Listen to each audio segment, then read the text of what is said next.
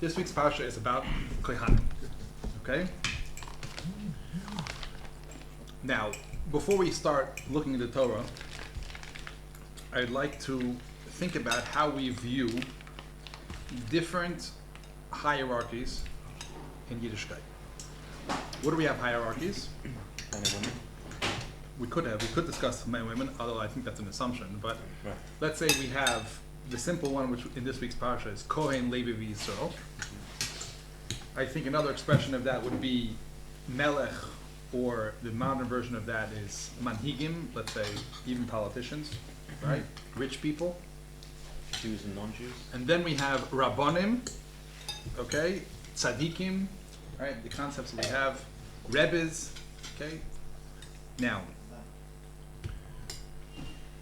how do we think about a Kohen in versus us? Like, he's a person, he does avodah in the Beis HaMikdash. I don't do avodah in the Beis HaMikdash. What's my feeling towards him in terms of value? Okay, I can't do avodah in the Beis HaMikdash. I can't do truma. Is he more holy than me? Okay, you understand the words? I'm talking about the midos, my feelings. Is he higher than me? Right? You ever heard this concept? He's a grois neshama. He's a big neshama. And how do those words sound to us? Right? I think in a Western translation of that, there's hierarchy. There's guys who are on top. There's guys who are on bottom. Right? You have people who are tzaddikim. So he's a tzaddik. Okay, I need hashbos from a tzaddik. And how does that look like? Okay, he's up here. I'm down here. Right? What? Okay? Aren't we called Melechas Kohanim? Oh, great. Perfect. Okay? So, for sure that's a very important point. We'll get to that in a second. But let's say we'll open up the parsha of Emor, and Hashem tells us about Kohanim. And it says, Vayomer Hashem al Moshe, Emor al Kohanim b'nei Aaron, v'amarta aleihem, l'nefesh lo yitameh ba'amav. Okay? So first of all, why? All these things, because ki lechem elokecha hu makriv, kadoshim yiyu leloheihem. They should be kadosh to their God. V'lo yechalu shem Eloheihem. They shouldn't have chilul, because they bring ishe Hashem. They bring the food of Hashem. Lechem Eloheihem. He makriv ahu kodesh. Therefore, they need to be kodesh. So, what does it sound like? Who needs to be kodesh? Kohanim. Why? Because they do special avodah, and the mashmos of that would be lowly Yisraelim.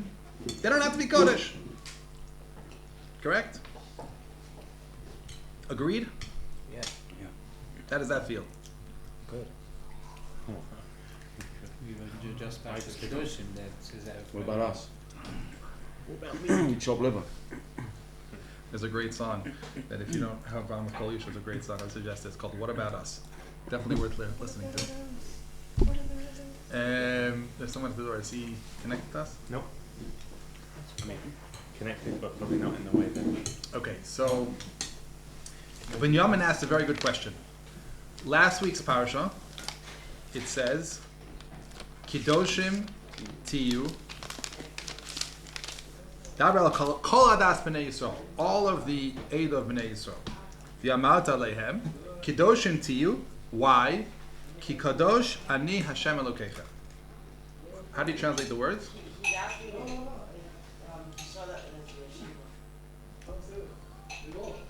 Kidoshim Tiyu, that you should be holy. Why? Because I'm Kadosh. Who cares?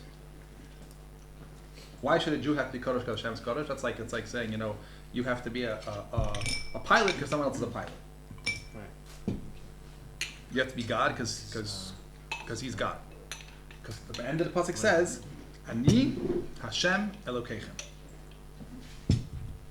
The words Hashem Elokeichem, meaning we have a relationship. I'm intimately connected to you, that every single thing that happens in your life represents me. I'm involved in all of your life. And therefore, in order for me to be connected to you, you have to be on my wavelength, on my frequency.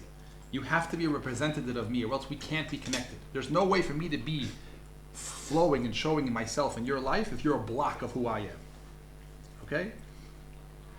As a simple example, like if you have a child and he holds himself as a hemshich of his father, right? He can't be doing something completely different than his father did, or else he broke the connection, right? You have David HaMelech, Shlomo HaMelech.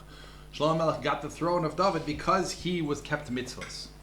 So Hashem is saying, you want to be my people in this world? We have to deeply connected. Everything you do represents me, right?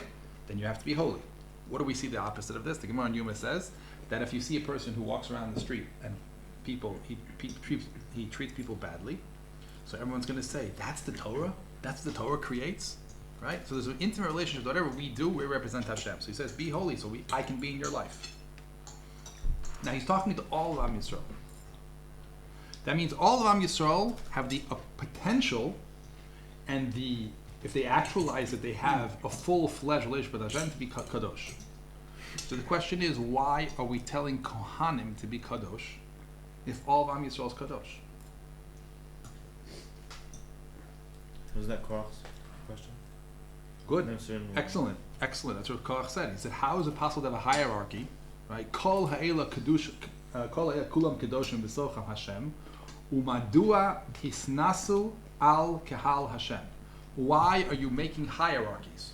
Why are you saying you're better than other That's people? where we are right now in the world. Everyone's basically saying we're all equal. No one's in charge, right? That's right. That's pretty much what's happening. Korach is permeating the world. I would say there's two camps. There's the reaction, but there's another camp which says, I am holy and you need me. The guru, the rebbe, right? There's plenty of people who say, if you want to be holy, you have to come to me. And then, let's say, I'll give you an example. Let's say, I don't want to, I'm not trying to get into anybody's kishkas, but you can see a lot of people how they relate to Rabbi Nachman, right? In order for me to be something, I need to learn Torah's Rabbeinu, and then I need to follow Rabbeinu, and I need to do everything, all the eitzos of Rabbeinu, right? And I would suggest that Rabbi Nachman would say that he was a dogma how to live, and you should live like him. Be yourself. Yeah. Like Rabbi Nachman says, they say about Rabbi Nachman, he says, I ain't the chiddush kamoni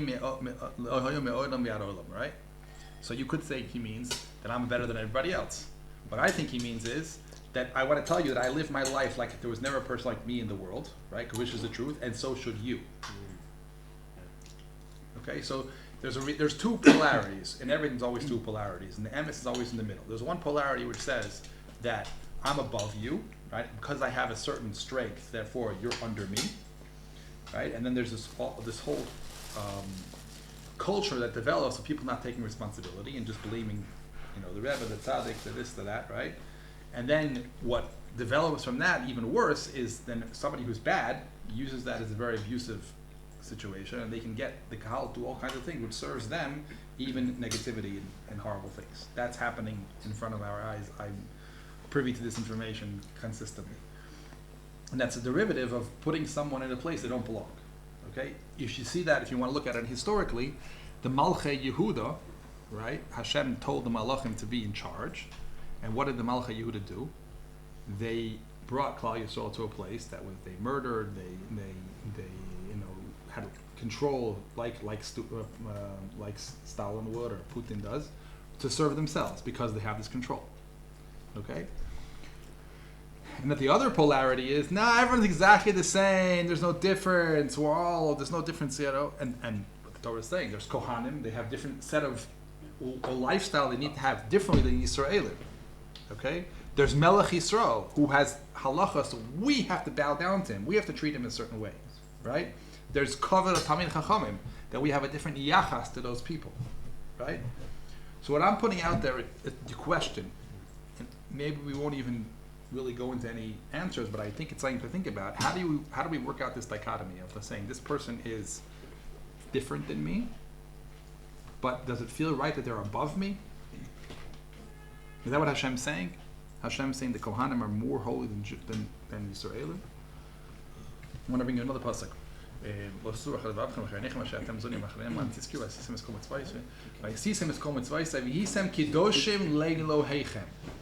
It's basis in tzitzis, that what the goal is, right?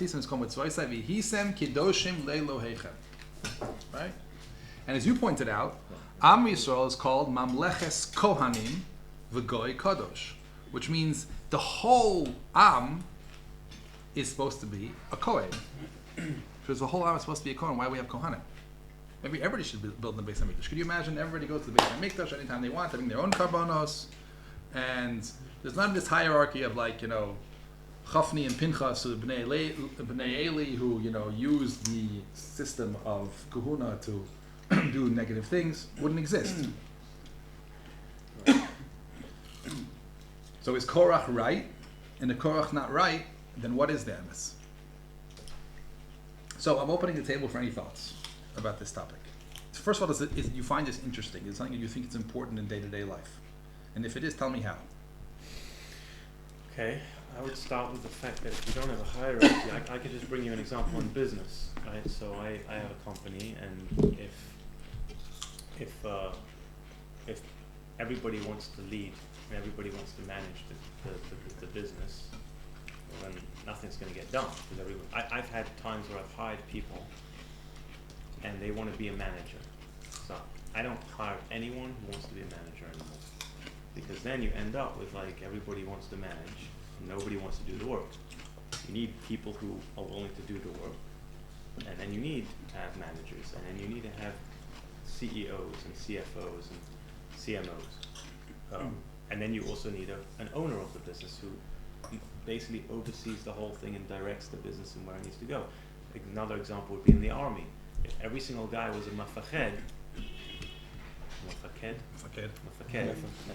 hey, everybody was a mafaked, then we'd be in big trouble because nobody would be going and actually, doing anything. They'd just be ordering everyone about. So I think there needs to be hierarchy, otherwise we break down. Okay, so in that hierarchy, when you have your workers, once again, you can sit there. How do you treat them as lower than you? So I used to, but then I learned the hard way, and I realized that people need to be respected, and if you want your business to run well, then you need people feeling like they are appreciated. Is it fake or is it real? Real. So how does that real? When you say is it go on? It's the same thing like with Hashem. Like Hashem is like the king, just like one king. So there only needs to be like one king, not like 10 kings, 10 rulers. Yes, Well, I think there's like in every religion, like Christianity and Muslim, well, everything basically is like one God, and then there's a bunch of like his worshippers, right? Mm-hmm. And then like you can come closer to God and then become more like you can like give over, like because God can't really, he could talk to us, right? But he's not really like, he is here, right?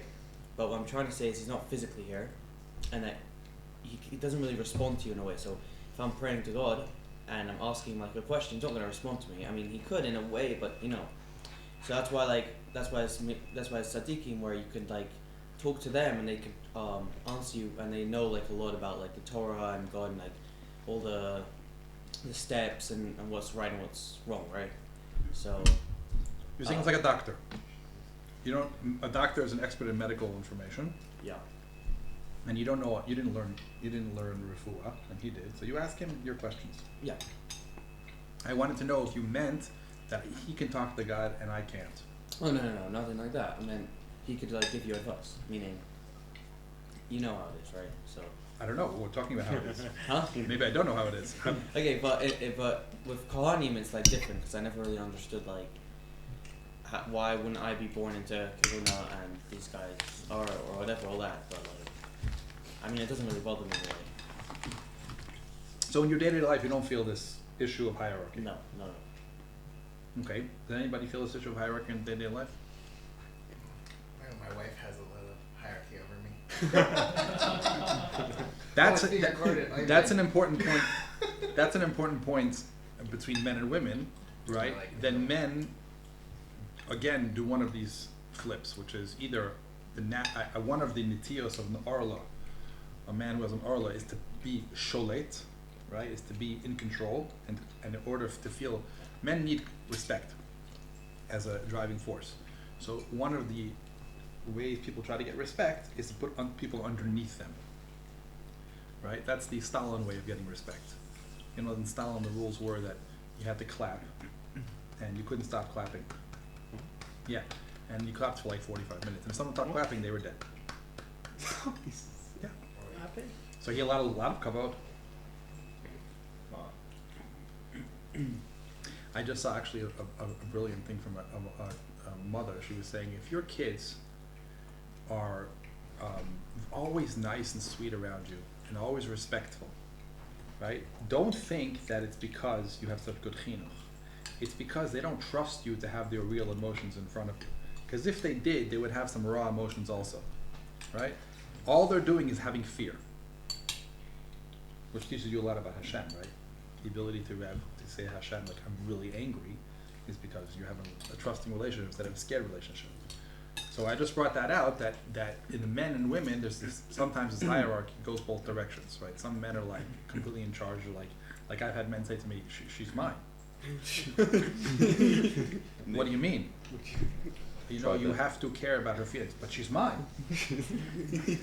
All right, and there's the other way, which is whatever my wife says, she's in charge, she wears the pants in the family, right? And this guy's a shmata, right?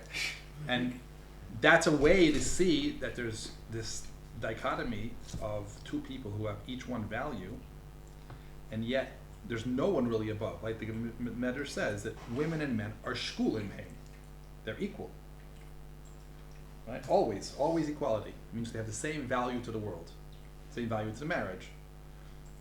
And you could use that to understand all of the different hierarchies in the world. The Melech, Moshe Rabbeinu, was equal to Am Yisrael. Same Medrash. Just have a different job. Exactly, a different job. Look at the Melech of Am Yisrael, right? The Melech of Am Yisrael, the first thing Hashem says to him, listen, you got to read the Torah every day. Levilti rum levavo me'echav. Don't think you're better than anybody else. All day long, people are bowing down to you. They listen to what you say. You're in charge, but you should know that this guy who cleans the sewers is the same value as you. Just different job. Okay, so what we have to now, with that approach, understand what is this thing of some people are zoka to be Ovdei Hashem in the Beis HaMikdash, and some people are not.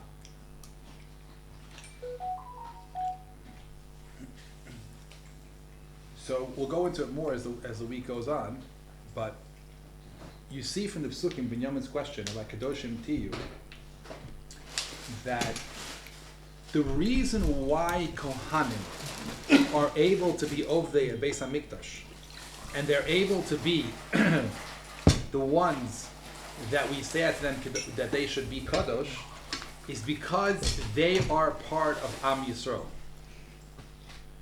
Am Yisrael is inherently Kadosh.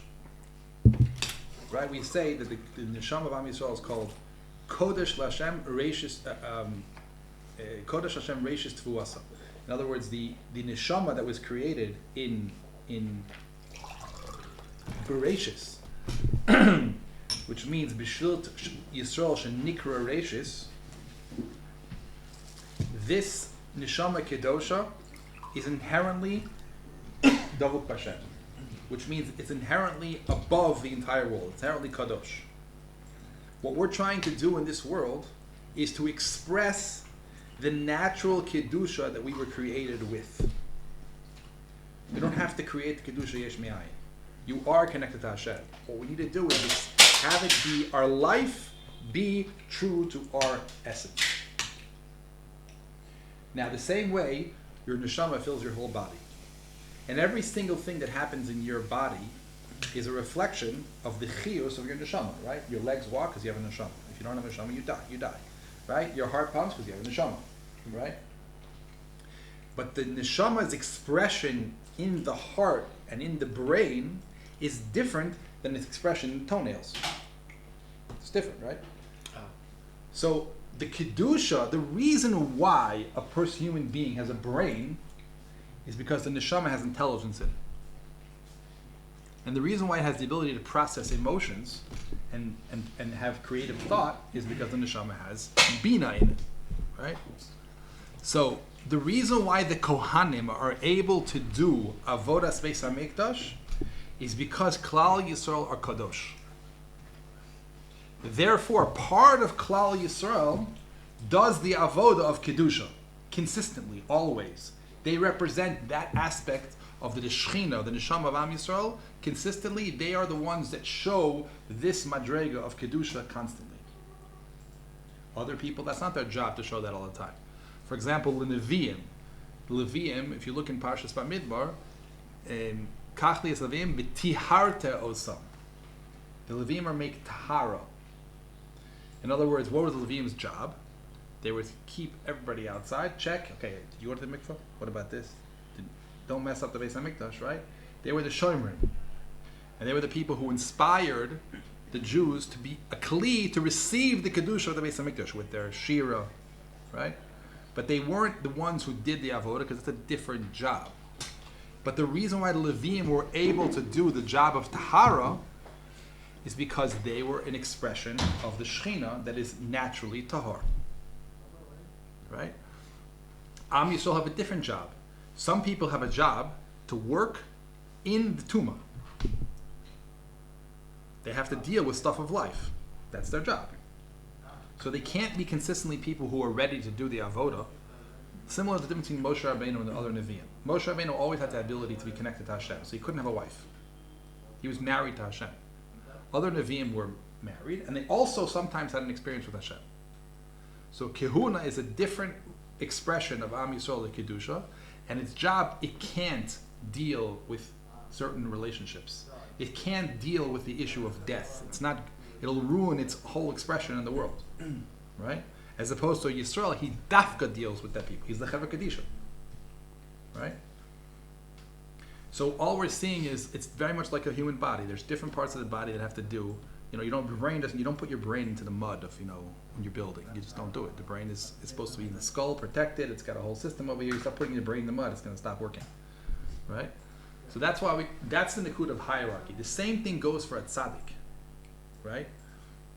When you have a tzaddik who is above in his actions other people, you have to realize that he's not a different being. What he's doing is he's able to the kedusha, which is within all of us naturally. He expressed it through his actions, and the value of having a tzaddik in your life is to have an example of how you can do the same thing. It's extremely negative to put the tzaddik in a different realm and say, I can't get to him, but I'll get it from him. That's incorrect. What you get from him is to be you. How? Because he's an example of the natural process that is in Am Yisrael. And this is one of the most important limudim we're going to see in Tefillin. It's actually part of the Tefillin, that you have to know that you don't have to create all of everything. Shulchan Aruch, everything yesh me'ayin. You're naturally built to gravitate towards that. And even though we feel many, many times that we're not that way, because we see ourselves getting into all kinds of trouble, right? What that is a nituk, a separation from ourselves. Let's say, for example, I'll give you a simple mashal, right? Have you ever decided that that's it? I'm tired of people. I'm tired of my wife. I'm tired of my parents. I'm tired of all the people. I'm going to be a loner. You ever had that happen to you before? The man cave? Right. Now, do you think that's being true to yourself? That I don't really want love. I want to be a total dead person. Temporarily. Maybe it's a mahalach that you need to go through. But your highest need in yourself is to be a connective being, right? It's the food of all human beings, right? So, but doesn't mean necessarily that we're holding completely true to ourselves in that moment, but it is what we do. So you can understand from that mashal the belief, and I always say this: belief is a creative power. It means what you believe about yourself, that's what you will actualize. So if you believe about yourself that you're a Baal Taiva and you're donam cheshek for mitzvos and you have bad midos, you'll be that. And if your parents gave you that, right, you're going to have to heal to undo that idea that was put into your head because it's a very powerful destructive force. So one of the most important things we need to do is realize Hashem says Kedoshim Tiyu because that's who you are. Ani Hashem Elokeichem. We're related. We're connected. And therefore you have the potential to be Kedoshim. That's what I'm telling you. Do it because this is true to yourself. You never have to create Kedusha Yesh Me'ayin. You have to let the Torah come inside of you, water the seed that exists already, get in touch with it, and let it fly. Easier said than done. Well, I definitely think the first step is believing it. Because if you don't believe it, it's impossible. What does Yesh Me'ayin mean? Something which was created, that it didn't exist, and now it's suddenly created. Right? Ayin means there's nothing. And what Hashem did, basically, there's no world, and He created a world. Right? After Hashem did Yesh Me'ayin, then we never have to create like that. We always take things from places that already exist. And this has to do with the conversation you asked me on Yom Shishi. That everything is Mina Shamayim. You don't have you never can be an ego place of I did it by myself. He always wants a relationship. So therefore He created the world that will always in consciousness be getting from the source, higher power source, to create what we are, to create our life. So one of the expressions of that is we are chelek eloka mimal, which means my essence, all of my power comes from the fact that I'm an extension of God. I'm taking His kochos and putting them in the world. Once you realize that's what you're doing, you have unlimited power, unlimited holiness, unlimited goodness, and all you have to do is access it. It's a totally different framework starting off, and it says I have to break myself to be good, and I have to change myself, and I really am such a bad person, but it's okay, I'll work really hard, right? That's not true. And if you really want to see it very easily, you can take any topic you struggle with, any topic, whatever it is, and if you sit down and you listen to yourself, and listening is an art, but if you listen to yourself, what do you really want? You will see the most beautiful, worked out, developed, refined midos that you can possibly imagine. Naturally, that's who you are.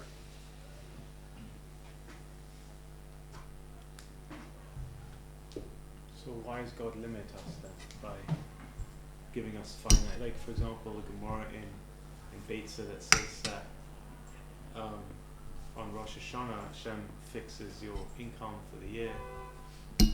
So that means you're very limited to whatever Hashem decides you get. Why did Hashem decide to fix your income according to that? I have no idea.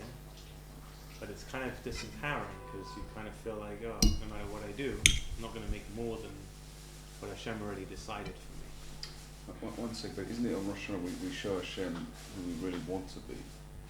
Who we really want to be is the boundless, endless potential. So actually that's exactly the time you would want Him to fix your income because it's based on who you want to be. If He judged us as we stand, we'd potentially be in line for a lot less.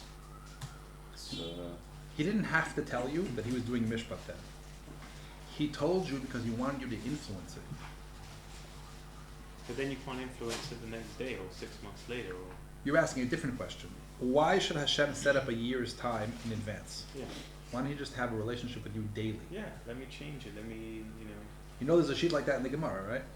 That does Gemara Rosh Hashanah Daf Tesvav says how often is a person judged?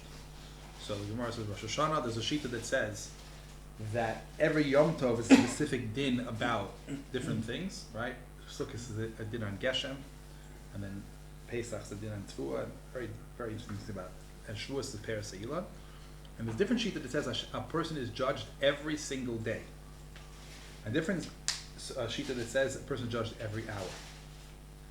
And in order to understand all of these things, it's not our topic now, what does it even mean to be judged?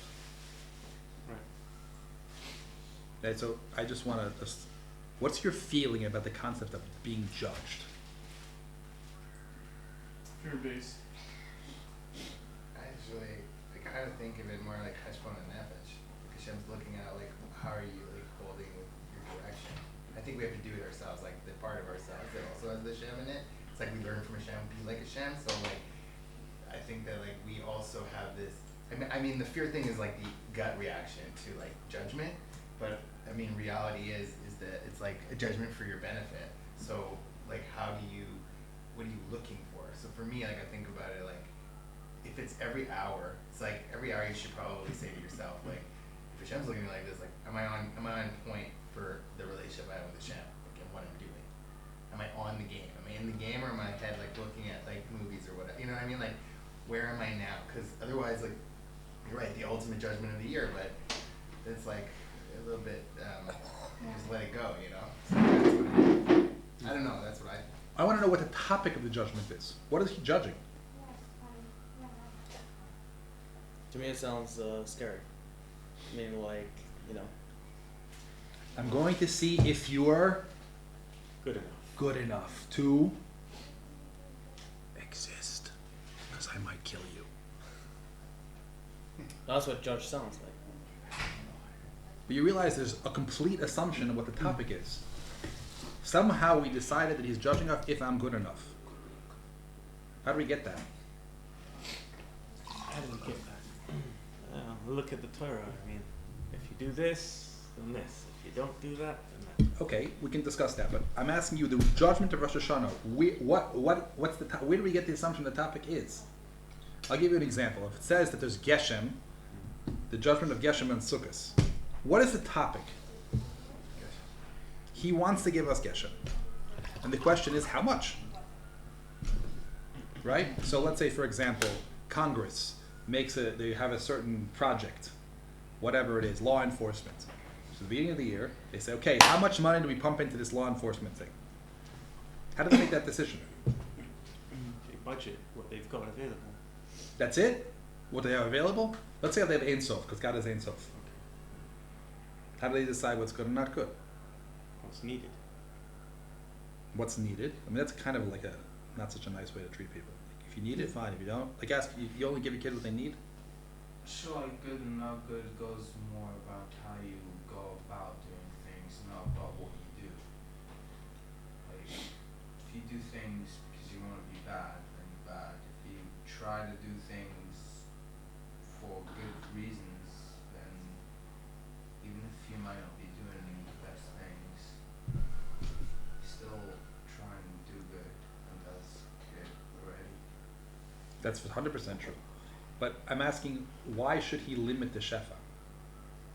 You're a rich guy, okay? Let's say you're a rich guy, okay? And you can give your son whatever he wants. Would you give him $2 billion and say, go, my son, have lots of fun? Why wouldn't you do that? Destroy things. Right, you ever see the people who won the lottery? Yes. They ruin their lives. Right. Okay, so that's why Hashem says, let's see what's good for you, how much shefa. The shefa that you have to figure out something else. So what do you need to grow with? Because at certain times, specific situations where you dafka shouldn't have shefa, you can grow.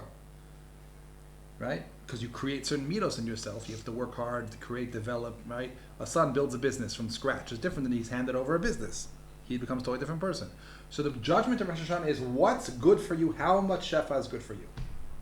Why does he give someone like Andrew Tate money then, if he's going to do stupid things with it? Okay, that's a new question. But it's influencing. But you understand that it's obvious that there has to be a discussion about how much shefa you should have, and the question is, what's good for you? And what we're doing in Rosh Hashanah is like saying, who am I? What am I doing with my life? And he says, oh, that's what you're going to do with your life. Okay, this is shefa for you. But isn't that controlling? Meaning, imagine, okay, now if I give my son what I think he needs, so that makes sense. He's 13, he doesn't know.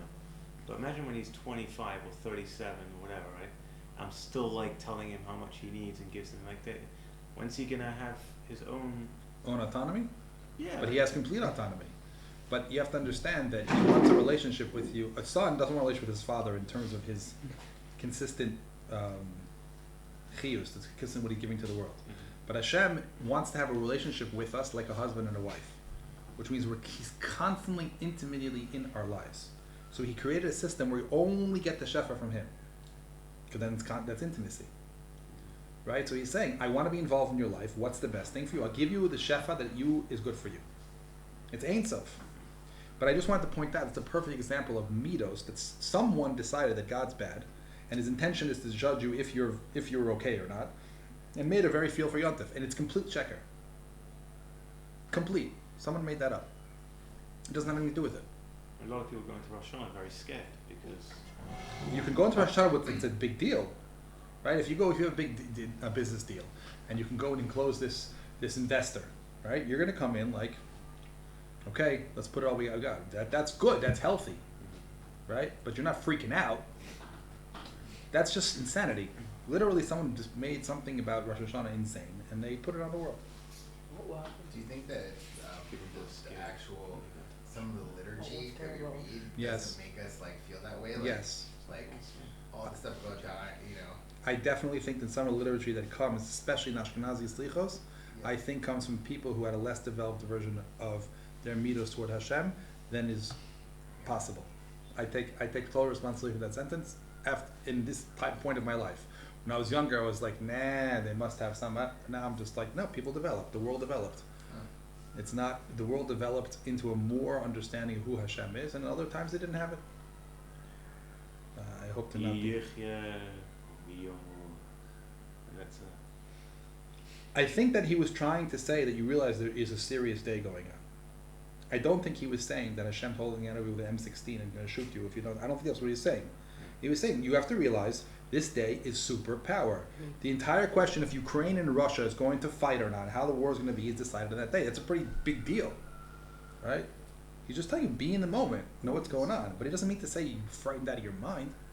It's serious. Also, it does like reiterate the idea of malchus too. Like that's the idea of the day. So it's like it's a malchus thing. Like brings life. Not, you know what I mean? Like can do this, can do that. Can do, you know, it's like maybe that too. Right. It's important to have once a year a reminder that God controls everything, you know, good and also bad, you know, and even after like reminding ourselves about death, like yeah, there is death, there are consequences to what we do, but obviously not through the whole year like that with that fear. That's also not healthy.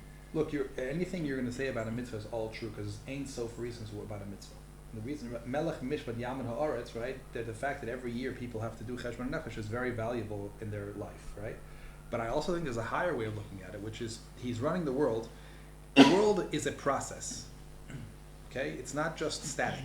Not just the way people think about it is like, okay, I come into the world, I do good, do bad, go to heaven or hell. That's it. That's what's going on. That's a superficial way of looking at the world. The world Hashem had a starting point, and he's bringing the world to a certain space. Okay, and it's all about tikkun. Adam Rishon did something, brought the world down. Now it's all coming back up to an even higher place. Okay, and he's moving the world forward every single year, and we participate. And Klal Yisrael does mitzvahs. People, the world does mitzvahs. They either participate or don't participate, and they have to have the equation work a little differently. But every year is another cycle in tikkun. Right? Look at Shemitah, Yovel. It's like there's the first year of Shemitah, the second year of Shemitah. It's different. Every year is different. We're going somewhere. Okay? Yovel is called Ha'olam to teach you that it's there's a set, and then we get somewhere. Okay? Like Shabbos. You have a whole week getting Shabbos, and you have Shabbos. Okay, so every year there's a plan what to do to this year to move the world forward. In other words, the fact that the world needs Rosh Hashanah, even the Shita that hold the Adam Nidan B'Kol Yom, in my opinion, doesn't disagree with Rosh Hashanah. It's not like he didn't have Rosh Hashanah in his he did, and he understood his Yom Adin also. But the question is a totally different question. How much does Hashem, when he makes the plan, and the plan is necessary for the whole year, how much is he willing to change it based on day-to-day things? Right? I daven today saying bracha, will it make a difference on the grand scheme of things? Right? And everybody agrees, by the way, that Tfilas Rabbim does. Everybody agrees. Right? So individual and the Yachid, should there be a change in the grand plan every single day? That's the machlokas in my opinion. Okay, there's a totally different perspective. Right? That's why it's necessary. Obviously, it's necessary to. He doesn't plan. It's like someone planning a business, and every day he should plan his business. I mean, it's dumb. It doesn't work. The world is much more complicated than that. So the fact that he plans it every year shows you how much a year is a separate cycle from the last one. That's already a chiddush. Right? There's something new going on. But to have no plan is insanity. Okay, so I would like to tie up this point. I just want to know what you have to share, what you gain from this thing, what we just talked about.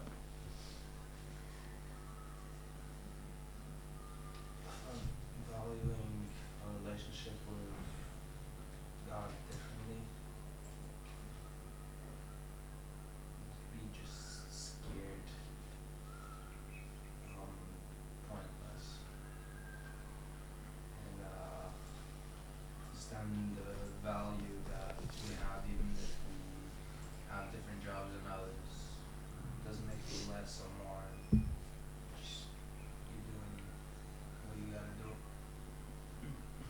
And not only that, the only person who can do that is you. There was never a human being in the history of the world, and never will be, with all of what your job is. Never. Hashem doesn't make anything mutar. You ever seen a leaf? Every single leaf is different. Every single face is different. Every single fingerprint is different. That's just a mushal of your gift to the world.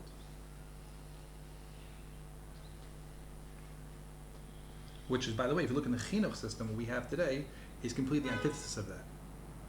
It's teaching everybody, this is how you're supposed to be.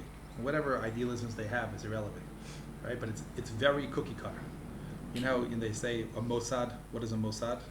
A organization that teaches. So the Mossad is also a Sdom. Why? Because in Sdom there was one bed, and you didn't fit it. They cut your legs off. They stretched you. That's cool. He's like, that's why I'm not in school. Anybody else want to share something? That was awesome, Zisha.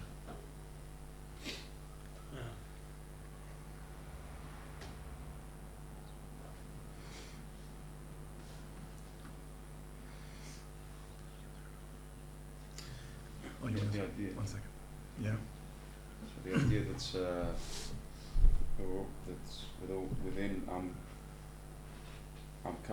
within the Baruch Kadosh, that everybody's job, as Yisrael, it's my job to get involved with Tahara or whatever it is, because that is my way of expressing Kedusha. And that it's not a relegation. It's not. That's my way of expressing Kedusha, and that can't. And Cohen has a different way. And again, it's not.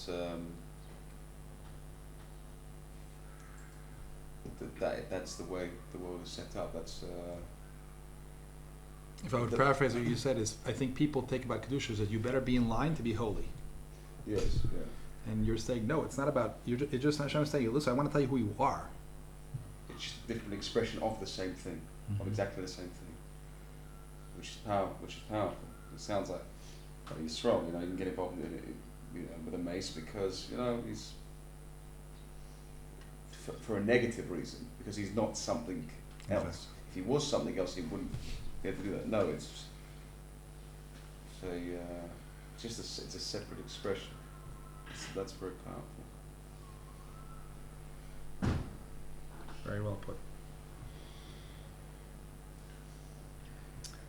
I kind of feel like I'm a Levi, so I've always felt like I've been okay with where I am in that regard, but I always felt a little bit like how come I'm not capable almost like of whenever I try to dive deep into the world of Tuma, like really getting into the difficult stuff of life, I'm always like, I can't, like where my friends are able, and I don't mean Tuma, I mean just like dealing with the world, like financial, business, everything, like I'm always like, I'd rather be sitting and learning and why is that? Like, is that bad? Am I like, is something wrong with me? Like I really, really just like, I wish I could just go, and it would be nice if I could just do like normal, like style like everyone else, and it's like not a part of my construct at all. And it's nice to hear that like there is a place that I'm supposed to. Now like me, I play music, so it's like that's sort of. So I'm like, but then I didn't give my whole life to that. I spent all my life trying to, go to med school, do all these things, like everything. But I don't do the music like. And then even when I do the music, it's still like it's this idea of finding yourself, the kedusha part of yourself, which is literally the imprint of what you're supposed to be. But like really hard to do it because you're getting signals of hierarchy, I guess what you're saying, from everyone telling you like you should be like this is what society says you should do, but really it's like totally not in line with your essence. So it's kind of like owning your essence, I guess, but that's like you can spend a whole life doing that. It's just like, well, let's learn how to do that better, because I don't know really how to do that. Otherwise I'm bashing my head against the wrong tree in the wrong direction. If I am trying to make myself into an orange when I'm an apple, and like still can't get it right because I'm bashing myself. Always the voices in your head telling you should be something that you're not from somebody else's opinion. Whether it's, and I think that's what I said at the beginning. Maybe that's like why I feel that way about my life, because like I'm getting the vibes that like I'm supposed to act a different way than I what I mean? Like it's difficult to be on your own tree, like doing your own thing and reflecting an image of God gave you His image, so to speak. So the definition of cherus, right? What is being free? Definition of cherus, I learned from Rav Kook. He said it's being true to yourself, because otherwise you have shackles that are blocking you from being revealed. Every single year we go through a new process of cherus. Last year's Meitzarim, I'm not dealing with, I'm dealing with new ones, right? New Mitzrayim, which means that it's a life work to actually be fully expressed. And the messages of Mitzrayim are the key to being able to break out, that allows you to do the work we're doing now as Sfira Sa'omer, to actually be true to yourself, which teaches you something very deep. The reason why a person can be true to themselves or not true to themselves is a question of beliefs. Because the only thing that shifted in Mitzrayim in a deep sense is your belief system. How do you know what if you don't know what to believe? What to believe or what you are? What you are, but both. What to believe. Okay, so what you are, you can, and you're the only one who knows. Like Anders said, right? I feel the same way as him. I relate to that. It's like I'm working, but maybe I should just be learning right now. Maybe I should spend more time learning. Maybe I should spend more time doing other things. Like why am I doing this right now? Right? So the question is, what's that coming from? Is that coming from an external voice that someone told you this is the way it's supposed to be?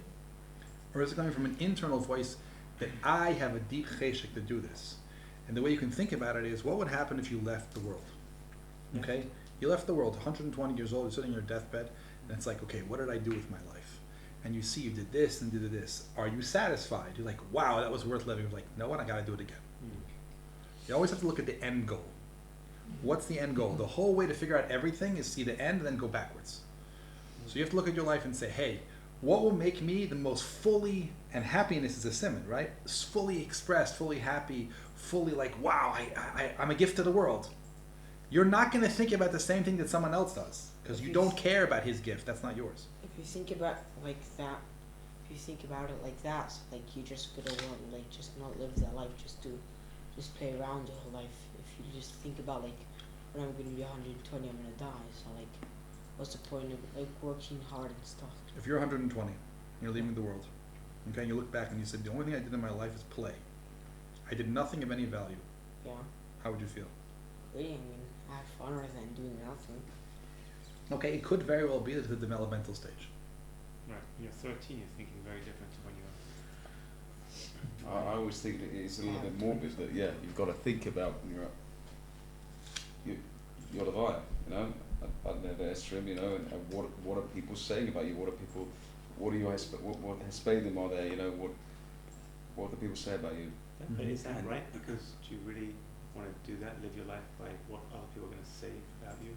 That's Maybe also what- being. or What are you gonna say about yourself? You would say Sorry, about you. yeah. Right. Sorry, what do you want them to say about you, rather? Yeah. What do you want them to say about you? Do But you want even them that's to? even do you that's want- at the highest level, because then you're not free. I want them to say this about me, so I'm going to do this. That's what it says. Misha Ata Ome Litin Dim B'Cheshbon. What do you want Hashem to say about you? That's good. Right. What's the Hesped Hashem? What Hesped is Hashem going to give? How do you want to have been revealed in this world?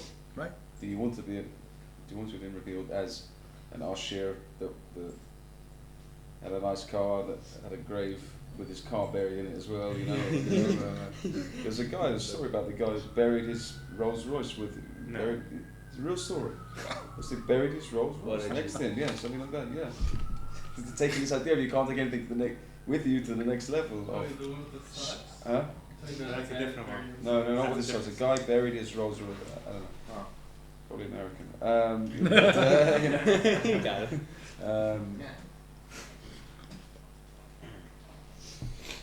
Okay, how do you find that balance between your own personal calling and then your regular responsibilities that you have in the world that is so expected? You're a husband, you're a father. You know, I'll be a husband and father, and like I have to support my family. So and I have to even working a job that I may not like so much. But on the other hand, I want to be myself. I want to develop. I want to pursue my dreams. You know. So there's two balances. You have to have balance of two midas. First of all, you have to realize that the world, Havaya, is Hashem, which means the rules that He put into reality are the ones that will build you to be a full-fledged version of Himself, because that was His intention. So sometimes dealing with the stupidest things in the Bria, What a selfish guy. doing the stupidest things in the world, will actually give you the most development that you can possibly imagine. By, you know, ever seen the movie Karate Kid? Okay, Cobra Kai. you know, not the old, not the new one. I never saw the new one. You're talking about wax Mr. on, wax Miyagi. off. cleaning Wax up- on, wax off. Right? You ever cleaning saw that a movie? whole bunch of cars. Right? This kid, he didn't know how to fight, and this old man's gonna teach him the secrets of fighting. Mr. Miyagi. So he brings him to his backyard, and he starts telling him how to paint his fence. Takes the fence off, down, wax off, and then he goes to the car. Wax on, wax off. Okay, he does it for like, I don't know, 20 hours or maybe even more, right? And the kid gets really upset, and he's like, what do you want from me? You know, I'm just doing your chores at the house. So then he throws him a punch, and the kid goes like this, because he did wax on, wax off 150 times, so he knows how to do it, right? That's a beautiful mashal of the world. So this is a world as a training ground. And it's DP camp sometimes because we have difficult things to fix, right? And so he puts us through stuff that is difficult. So there has to be a sense of emunah, trust that the world, we sometimes think it's the world, it's society, it's that. No, that's all Havaya. So the rules we put into the world are the ones that build you. At the same time, don't be a victim and say, I don't have any personal power to change my reality. Of course you do. So while you are doing these rules of Teva, always search after your dream. And then you'll see a balance between the two of them. I'm going after my dream, and you'll suddenly notice, hey, that helps my dream, because it's Hashem. And if you wouldn't fight for your value, your thing, then you'd just be a victim of all this. See, it's because He wants you to be a melech. He wants you not to be a nivra, He wants you to be a bore. A nivra is whatever happens, I'm swept along. Okay? A bore is, hey, you see this thing over here? I'm going to change this world.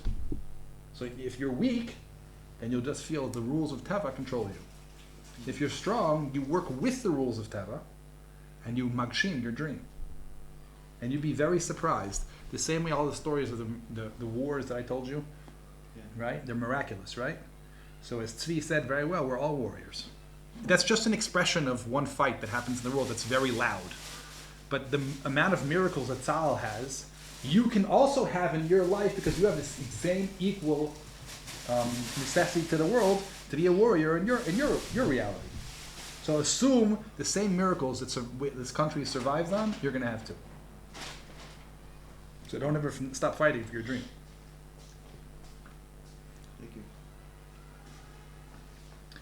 Okay, great. So now we're going to stop this, and anybody want to